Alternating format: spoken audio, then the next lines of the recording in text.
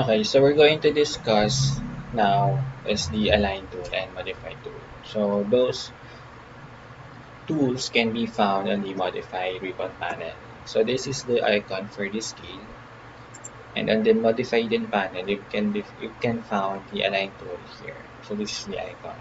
So first we're going to discuss the align tool. So align tool is used to align object. Also, it has the ability to scale an object. Then si scale naman is used to scale an object. It can enlarge or can make the object small. So, here meron tayong room. So, we have a room here and we have a door here. So, we're going to use the align tool. So, instead of rotating it and moving it here, we can use the align. So, how to use the align tool? So, you can click here on the modify hidden panel, the icon, or you can type AL and press enter.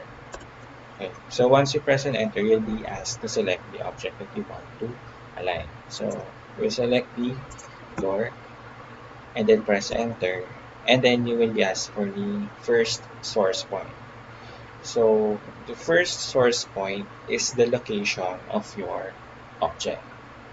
So I will select this corner for my first source point. So click it here and then click on the corner of the room. Upon clicking for the first source point, you will be asked for the second source point. So the second source point is for the how you want your object to be placed. Is it horizontal, diagonal, vertical? So I will click here for my second source point. Then for the second source point, click na lang din natin ito or destination. Okay, this is your source and this is your destination. So you can click anywhere here along the line as long as yung object mo is on the same or on the same path. Okay, so I can click it here. No. Then you will be asked for the third source point. So my third source point, I click it here. And then for the destination, will be here. So yan yung mangyayari if you use the align tool. So, see third source point, it's like the verification to proceed the action of the align. So, yeah. So what if we don't choose the or select or specify on for the third source point? So, Control Z muna natin. Okay. So again, we will use the align tool. So AL, press enter, select an object, enter, specify the first source point and then the first destination point. Okay. Then for the second source point to the second destination point. So what if I don't use the third source point? So I have to press enter. And then you will be asked if you want the selected object to be scaled. So since I'm okay with the scale of my object, I have to press no. Okay. So there. You now align the door to the room. So you just have to move it na lang. So you can put it here on the center. Okay. So what if I want to put a lavatory? So create muna tayo ng lavatory. 550 by 600. Then offset na lang natin siya ng 25. Then here we can stretch it to 75. There.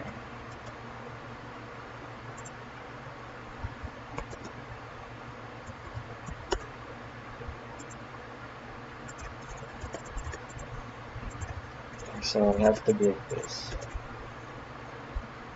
So yeah. So I want my lavatory to be placed here. So I have to use the align tool. So instead of rotating and moving it, align tool can be used. So AL, press enter, select the object, enter, select for the first source point. So again, first source point is your location of your object or the placement of your object. So I want my lavatory also to be on the center. Okay. For the second source point again is for the how we want your object to be placed, either horizontal, vertical, or diagonal. So I will click it here and then press enter and then go. So, there. So that is the use of the align tool. So now we're going to discuss the scale. So there are three ways to scale an object. So, but before we proceed with the scale, align tool can also be used for plans as well. Instead, besides the fixtures, furnitures, you can also align a plan. Okay, so going back with the scale, so we have here other objects. So we have to move it here na lang, or near the uh, object. So as you can see, we have a water closet, lavatory, range, kitchen sink, and ref. So now, we will use the scale tool. So, dito, makikita nyo masyado silang maliit. So, in order to know the scale of your object, so you have to measure it, DI. DI is for the distance. So, it's 0.43. So, you should be aware of the right dimensions of each object or your standard dimension of your object. For example, fixtures, furniture, so dapat you have an idea what are the sizes that we have commercially. Okay, so far based on the dimensions that we have, medyo pasok naman siya. Okay, so or somehow it is on the right scale. So based on the dimensions, it's 0.43 and 0.68. So this is 0.43, this is 0.68. So meaning ang scale niya is naka-meters.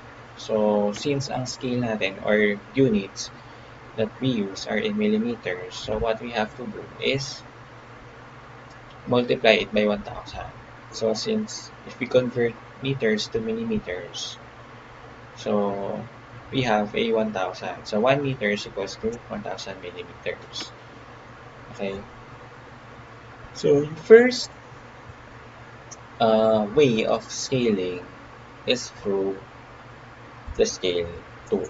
So SC, press enter, select the object, enter, then you will be asked for the base point. So my base point will be here. Okay. And then you can see na lumiit yung object. So if you move your cursor away from it, it becomes bigger.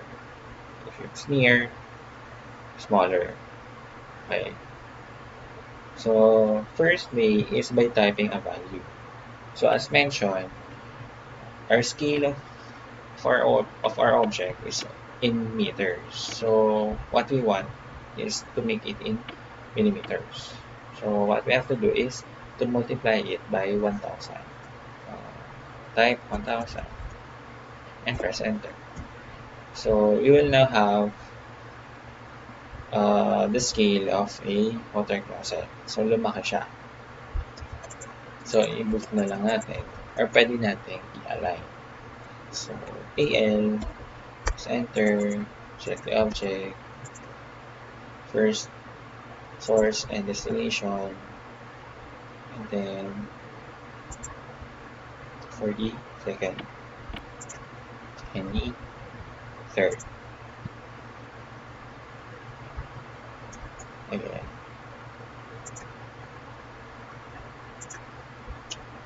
Okay. So that. Okay. Bakit siya napunta doon? Because of our uh, third point. So, control Z natin siya. So, again, AL. Select this one for the first source point and then for the second source point. Okay, so, lock. So, yan na. So, na-move na natin. See? Water closet. So, that's the first way of scaling an object. Second is by creating your reference. Okay? So, again, i-control Z muna natin siya para lumiit. Okay? So, since alam natin yung laki or yung dimension nito, so we have to do is to create a reference. So, since the dimension is 430 by 680, so we have to create a rectangle which has the same size. So, REC, enter. So, 430 by 680. Okay. So, move natin siya. Okay. So, anywhere naman you can place your reference. Okay. So, pwedeng dito. So, dito na lang natin gagawin. So, scale natin si water closet. So, SC, press enter, select the object, enter, specify a base point. Then, press R. Then, you will be asked to specify the reference length. So, click natin to, and then ito. Sorry. Again.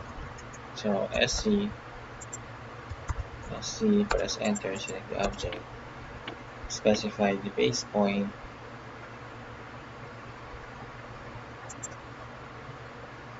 then R for reference, enter.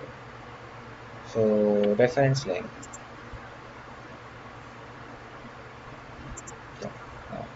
So, on your command line, you'll be asked, specify new length or point.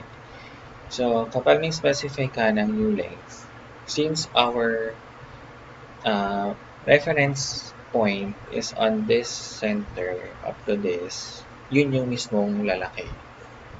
Okay. So, since 680, so we have to type 680. Okay. So, meaning, ang may scale doon is from this point up to this point. Okay. If you click here naman, going here, that is your reference point. Kumbaga, once na nag-type ka ng value, ang value na yon mapupunta dito. So, for example, nag-type tayo ng 430. Since ito ang reference point mo, from here to here, magiging 430 ang sukat nito. And then, yung taas niya, magdedepende dun sa scale na ginawa mo. So, meaning, sumusunod siya. Okay, so since ang ating reference point is from this point going here, so we have to type 680. There. So ito ang ating 680. So once we measure it, yeah, 680. If we measure the width, 430. So meaning, tama yung scale natin. Okay. So that is the second way of scaling. So next, third way. So next, control Z again natin. Okay. So the fourth way is by using the point. So SG, press enter, click the object, enter, specify a base point. Example, this is our base point. Then on your command line, you will see here copy and reference. So what we did earlier is the reference.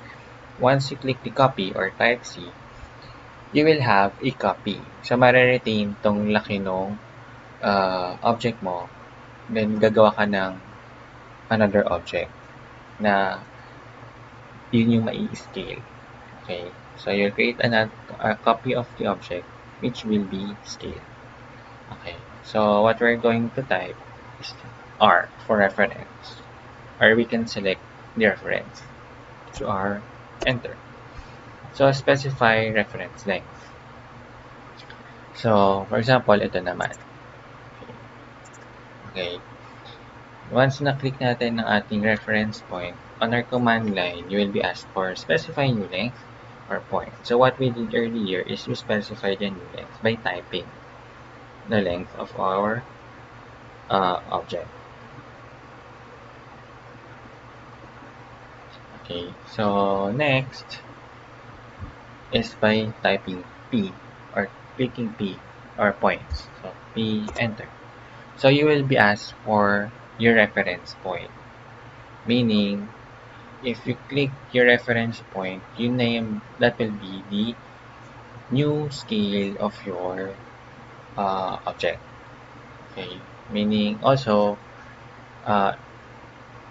yung reference na ginawa mo or the reference that you did will become the size of your or will become the scale of your object. So since the reference that we did earlier is from this point up to this point, so we will use or we will click the reference on the side, not here. Kasi once na ito, ang mangyayari is magiging 680 yung width nung object mo. Okay? And base here, it should be 430. Okay. So, click natin ito. So, lumaki na yung object mo. So, ang laki ng object ay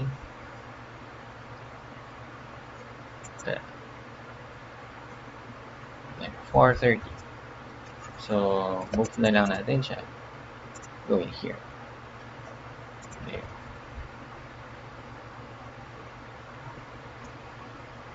So, that's how you scale an object. So, that's it.